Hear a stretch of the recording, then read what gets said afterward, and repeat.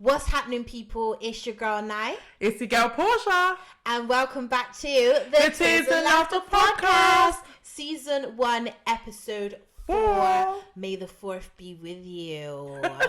We are super excited to have you here today because we have a very special surprise for you.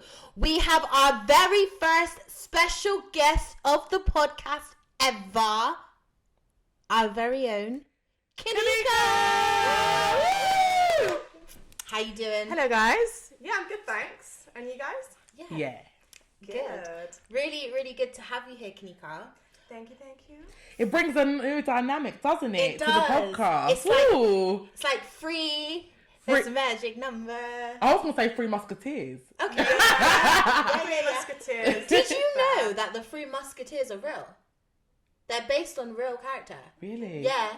Yeah, they're based on a French... He was a French warrior, but he was famous because he was actually mixed race. So he's half black. And his name was Thomas something. Don't quote me on the last name. But basically, him and his brother, his father wrote the tale of the Three Musketeers. And it was based on him and his brothers.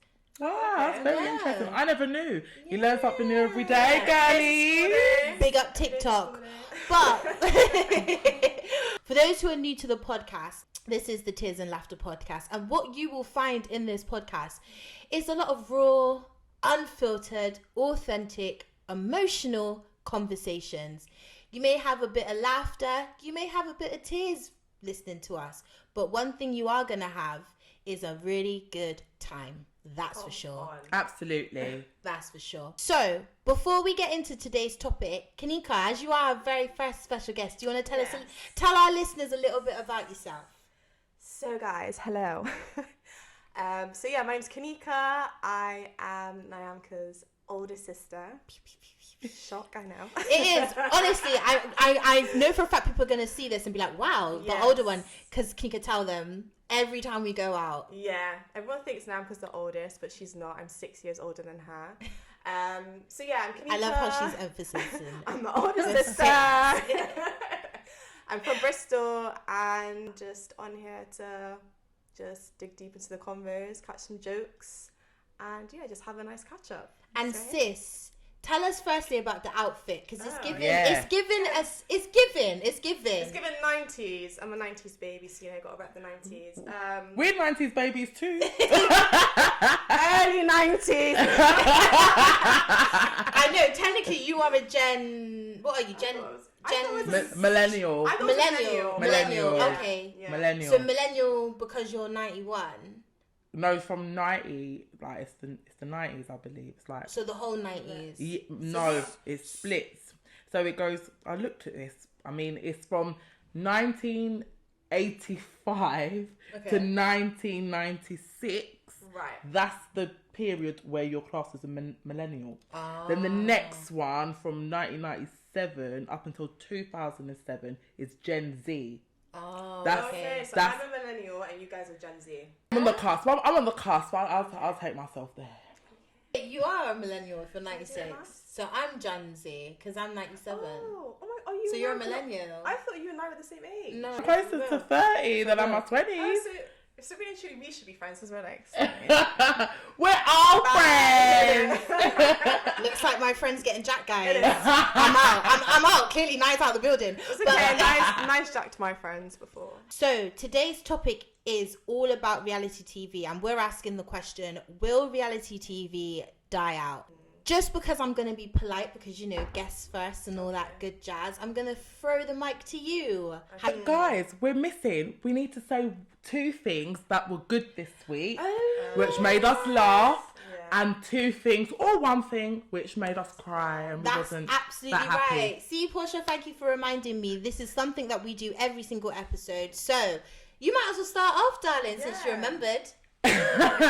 Okay, so 1 thing that was really good this week was that I've had a lot of inspiration. Of course, we are hitting the end of April, so we're heading into the summer season, and I've just seen a lot of people around me, friends and family, really wanting to enjoy their time, so planning holidays or just living life. And so that's been a real positive thing for me because I've jumped on the bandwagon as well because I got holidays booked. Hey. Woo! Portia says she's catching flights. I'm catching flights all 2024, baby. She says she's catching flights. She's catching flights. She's out here. Okay. That's a nice one. And something which made me a little bit sad, they discontinued my lashes that they do. Yeah, no. man. What that is a heartache, honestly. Yeah. When something you love gets discontinued, Sad times. that feeling is indescribable. Yeah. I mean, but the up is we got Temu, don't we, and things like that where you can get packs. Yeah. So, but it was. Yeah, but sometimes your specific strip is just your specific I know. strip. It was my wispy ones from Primark. I love them in a garn. Well, someone might be Yeah. able to, put you on. Maybe they're selling it somewhere else. Maybe. Where are all the lash babes out? Where are they? Are they Yeah, gone? Portia, please. So that's my week. What about you, Nye? You want to say something negative? Oh wait, That yes, wasn't the lashes. lashes. I'm having one of those days today. You have to forgive me. Guys. The caffeine's knocked in. Okay. So I have to say this week has been a bombastic week. Yeah, that's right. Yeah. It's been a very productive week. There's been a lot of things that have been good. I'd say one good thing was meeting up with my clients on Thursday. Woo! And just having all that good feedback because when you're an entrepreneur, like I said in the last episode, it is hard when you're trying to manage your own clients. So I met up with a client that I really feel like they have helped me so much and they are such good clients, and I met up with them and just getting their feedback of how happy they are with me and my service. It just really melted my core because I'm like, and this is what I explained to them as well, because I was like, I am a one-woman band running my own business. I have no infrastructure, no investment, and I'm doing everything myself. So for them to have fed back and just be, and this was like senior, my client is a CEO, so it was like it's his business, he's running the business. So it was just, as you can see, I'm grinning in it. I just feel proud. I feel proud and I feel accomplished because we're always told as women that, we need to marry rich and we need to have men with money and we can't have things of our own. And it's like, I feel like our generation's breaking that status quo. And I'm not going to lie, it sounds cheesy, but I'm like, I'm actually like doing something that my kids are going to be proud of. Like I'm building a foundation for them all by myself. So anyway, going down a little big up train. But you know what I always say? You've got to be the one to big yourself up, because in this world where everyone's going to tear you down, anyone and everyone will find something to tear you down about. You have to be the one to big up your ninny. So I'm bigging up my own. And then one thing that's been negative is, I'm gonna say it, is somebody who caused me a lot of trauma in my life trying to sniff back round and come back into my life. I saw a notification of that person and it just triggered me. It triggered me so much, and it actually made me realize that I'm not over that situation and I haven't healed from it. And I didn't call my therapist, but I should have. But I always say about having people having power over you in your life, and this person still clearly has some sort of power because he still affects me. So yeah, that is something that's not been that great, but I'm working on it. So one thing that made me laugh, feel good this week is just feeling very good, very uplifted in spirits. Amen. Sometimes you can go through like a season where you're feeling a little bit just uncertain on certain things and looking for that guidance. And I think that can sometimes shape you because it's off track. It's not necessarily the plan that you'd set out. Yeah. So I'd probably say on the flip side of that, that's something that I was just a little bit like, not feeling great about. I feel like you need to kind of mention the concert you went to yesterday. Oh, yes! Because the way you was, tell our listeners about the concert. Yesterday was lit. I went to a gospel artist called William McDowell's concert in London, and it was so good. Like, the energy, the presence, the amount of people that were there. Yeah, it was just great. I feel like I can't even describe it. It was just really, really good, really uplifting. The atmosphere was amazing, so that also helped. And really a packed, good week right? by going to that. Yeah, the queue was long. The queue was really, really long. Really good turnout, was amazing, absolutely amazing. Like William McDowell, his presence, just how he sings, how he worships, how he praises was amazing. So. And was there a bit of eye candy? I mean, we were there to worship the Lord. We were there to but what better place than to find your husband? than worshipping the Lord? Well, you know, worship with one eye closed, one eye. Right. I want a man in the church. I want a man in the church now. I would say my negative was just that uncertainty. Okay. I'm feeling a little bit just kind of lacking guidance, and I thought I had a plan, but that plan wasn't quite going the way I wanted to. So Plans change. yeah, that's it. And the thing is, me as a person, I'm quite rigid. Like, if I have a plan, it has to go towards, like, that plan has to happen. Why are you side-eyeing the camera? So I I'm wish you not the caught most me. adaptable when plans aren't going the way it should. I'm not the most, like, flexible or adaptable. So it takes a little adjustment, and, you know, sometimes you can get in your feelings about it. But God is good. God is good. So it will work out. Amazing. All the time. Amazing. So let's get into the topic then. So will reality TV last? Girlies, what's the verdict? Will it last? I'm speechless, and that's rare for me to be speechless because there's so much to discuss with this particular subject, ladies. You know what I'm saying? Yeah. Reality TV has been the forefront of it, and let's talk about one of the first things of reality TV, which was game shows. You know, that's really where it started, and the end product was people winning money. Like, who wants to be a millionaire? Million. Yeah. Million. Yeah. Yeah. Basically, it started with that show, and then obviously there's loads of other ones, and then it moved into people wanting to go on things like Big Brother, for example. And of course, as we know, they've brand back that whole series. And it's been just very interesting. I love Big Brother. I love it as well. Like, just the reality TV, like, there's been so many segments of it. You know, we look at the X Factors, we look at the Love Islands. It was always sort of, people would go on these shows because they were either trying to win money and change their life, or they had a talent and they were going to showcase that talent. And now, actually, having a personality is a talent. And that's something which now, with more social media platforms, people are faking, or people are acting up and forcing themselves into this area because there's money to be made in it. So I think yeah, that's me being a little bit, you know, cynical on the whole reality TV thing, but I definitely don't think it will fade. But I think now I want to turn this question to you. Of course, you know, you have some experiences, you know, in terms of television and stuff like that. Are we really opening up that now? We're gonna open it. Let's do it. Oh we say raw and unfiltered. Yeah, so true. in terms of reality TV, from your perspective, how do you view it, especially like doing more projects and things? Good question.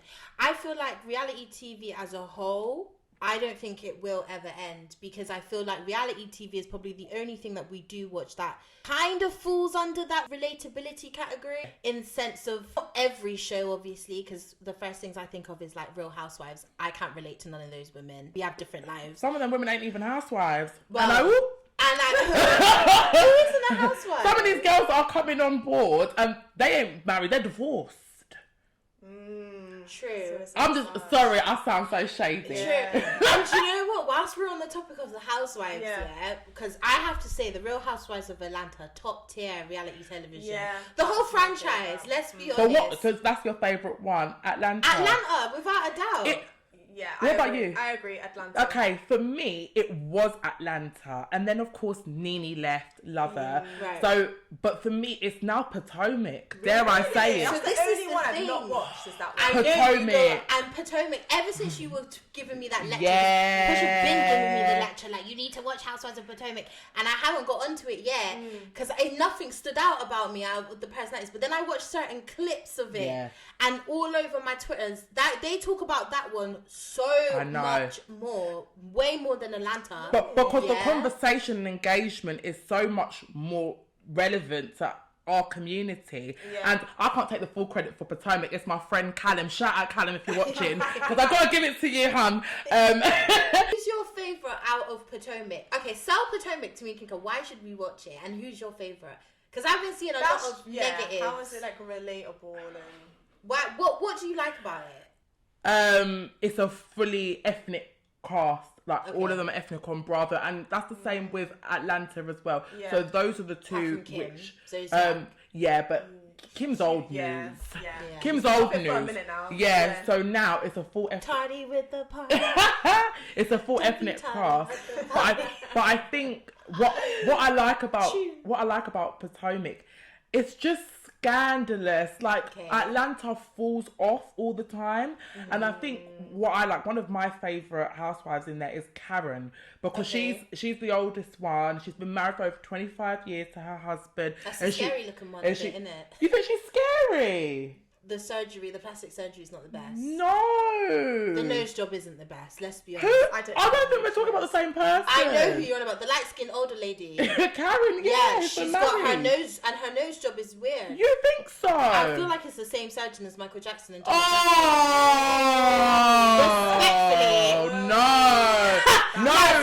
No, Karen slander will be tolerated, girl. I love her. Listen, I've seen some of her confessionals. Funny, definitely she knows what she's on. Yeah. But she had a nose job and it don't look good, and that's it. That's all I'm gonna have to Google her after this. So that's the buy-in to be looking. Yeah, but why Karen? Because she's older and she's been one of the #1 cast members. But for me, I like the wisdom that she brings to the younger group of girls in terms of the dynamics. Right. And she's able to offer them advice, not just about the conflict in relationships and the misunderstanding. Mm-hmm. She's talking about, as younger women, how to carry yourself. Almost all of them have children, except for one. So they're young mothers as well. The fake-looking face girl one, wasn't it Mia? Mia, yeah. Mia has children. Kids. Oh, she does. So who doesn't have kids? Candice. She doesn't have kids? No. Isn't she expecting? Yeah. Oh, so she's only expecting her first kid now? Yeah, but she's leaving the show. Yeah, so congrats to her. Yeah, so she's married to a white man, isn't it? Yeah, she is. Yeah. He's a chef, I believe. That's what I feel like. A lot of their relationships are interracial on that one, right? Or is it just her that's married out of her race? I think it's just her. Isn't Robin's husband white? No, Robin's husband's black as well, yeah. Oh, I thought that one had a lot of interracial relationships. No, yeah. I really just like the stance, and if you watch Karen in other interviews, how she positions herself, how she articulates herself, and I think that's something which I find relatable for myself within my friendship circles as well. I am sometimes that person that is that voice of reason, but also there's other people, and it's not an age thing, it's just giving people that chance and actually position it. Look at your life this way, or look at things this way, or don't see that as an opportunity which has been dropped. See it as something to conquer. And yeah, I just really like her stance in the show. The reason why I brought up Real Housewives, because like I said, it came up the other day. So I love Atlanta and Potomac. I need to find. You need time. to get into it. I need to find time to watch that one. But the Atlanta one, obviously, for me, is the GOAT. It's the best one. But funny enough, so obviously because you were talking about Portia, so Portia and Simon